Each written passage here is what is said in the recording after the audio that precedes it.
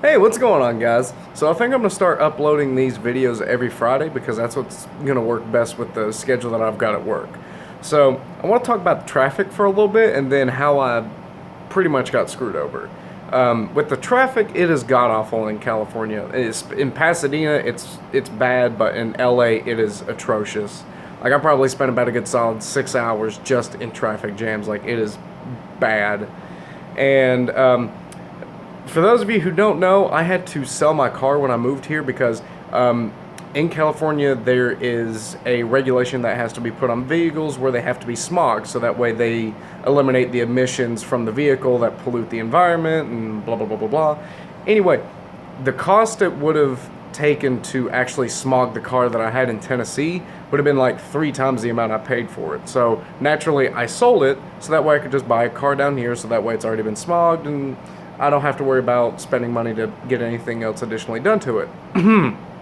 Anyway, so I purchased a vehicle. I'm not going to say what it is, but it's a very decent car. It's I will say the year. It's a 2009 car, so it's not an old car, but at the same time, it's nothing that's new.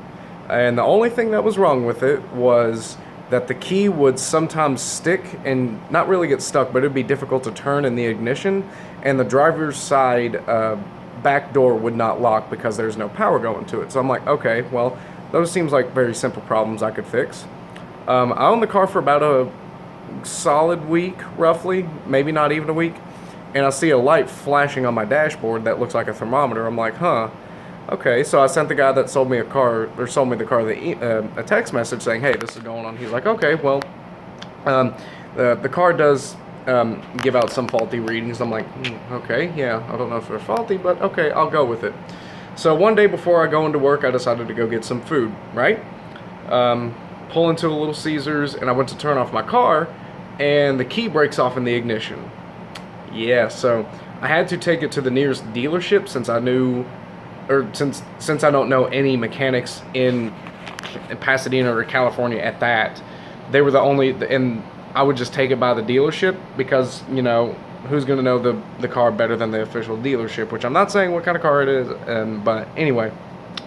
So I take it by there, and I show them what's going on with the car. I tell them everything that happened, and I thought this would probably be like a $200 to $300 fix, okay? It put a dent in my wallet, but not that bad.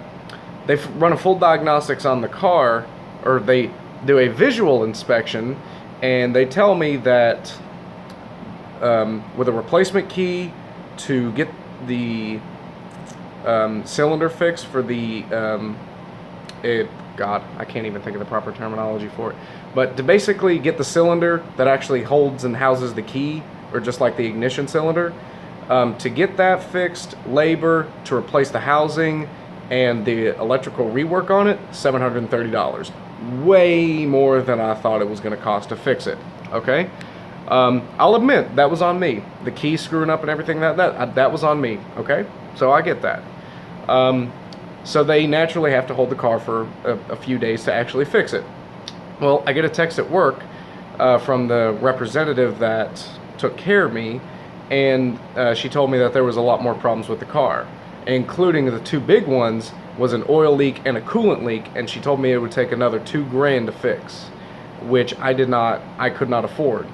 So I messaged the seller, and he told me that the car was an as-is sale, which for those of you who don't know, an as-is sale is when you purchase the car at its current condition, and that's it. And I was like, okay, that's fair enough, but if you're going to tell somebody that there's only two main problems with the car and everything else works fine, take it to a dealership and they do find all these other problems, I feel like I kind of got screwed over quite a bit, actually.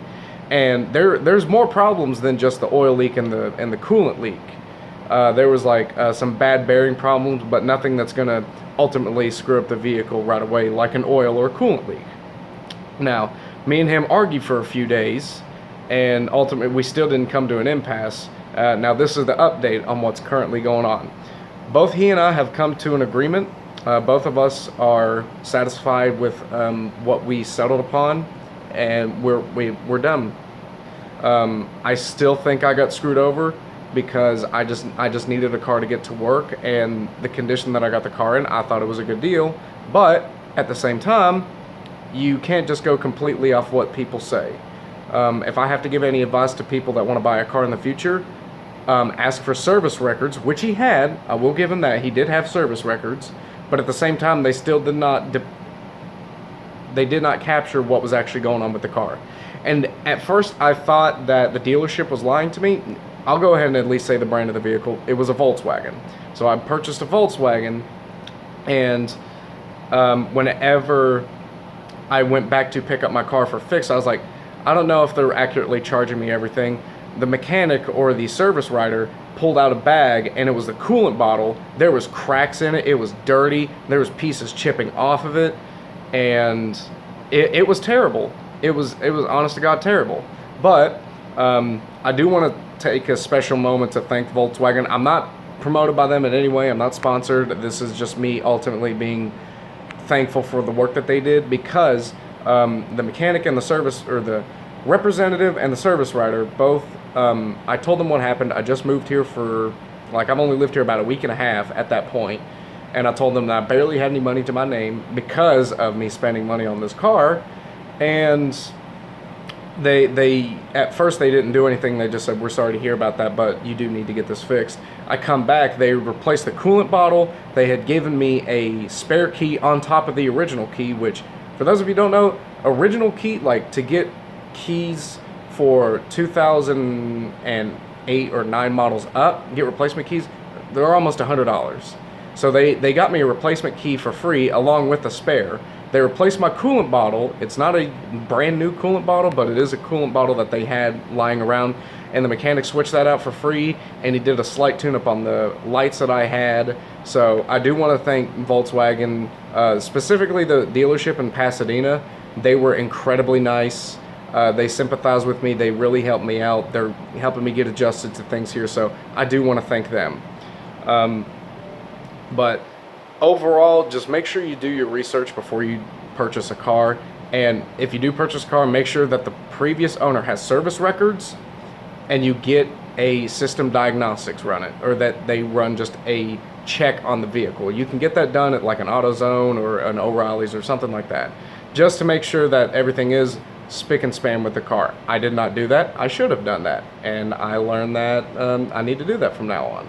But now the only thing I really need to primarily fix is the oil leak, which after the agreement he and I came to, we're going to get that's going to be taken care of. But as a whole, I still feel like I got played. I'm not going to go into too many specific things that he said, because I do want to keep those confidential, but let's just say he was trying to lowball and curve me in some areas. But there's two sides to every story, okay? There's two sides. There's my side, there's his side, and there's the truth. So I'm not going to go into too much detail about it, but I'm just saying to you guys, be smart before you purchase a vehicle. I know this is a little bit different than the usual videos that I upload, or the usual vlogs that I upload, but this is the one thing that's actually happened to me that's seriously made my blood boil, especially since this has been going on for probably about a week now, but it's finally gotten resolved.